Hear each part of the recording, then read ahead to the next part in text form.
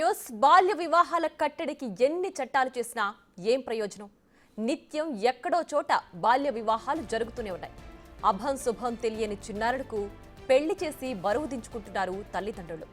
తనకు పెళ్లి వద్దని మొత్తుకుంటున్నా కనికరించడం లేదు. తమిళనాడు హోసూరులో ఇలాంటి ఘటన జరిగింది. తల్లిదండ్రులు బాల్య వివాహం చేయడమే కాదు, అత్తారింటికి వెళ్లనని చెప్పిన పాపతో అమానుషంగా ప్రవర్తించారు. పశువుకు తాడు కట్టి సంతకు తరలించినట్లు బాలికను లాక్కెళ్లి భర్తకు అప్పగించారు.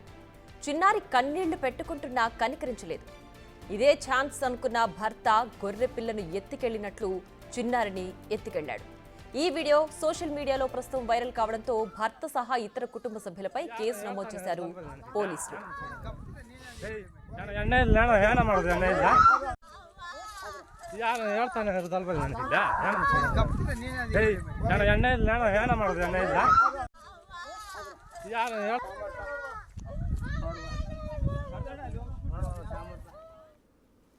హోసూర్ తిమ్మత్తూర్ గ్రామానికి చెందిన 14 ఏళ్ల బాలిక చదువు మానేసి ఇంట్లో ఉంటోంది. కర్ణాటక కాలికుట్టైకి చెందిన 29 ఏళ్ల యువకుడితో పెళ్లి చేశారు.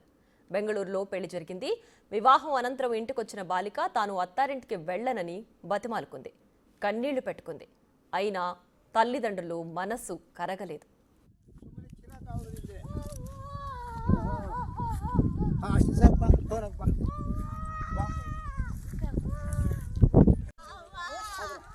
ಹೇಳ್ತಾನೆ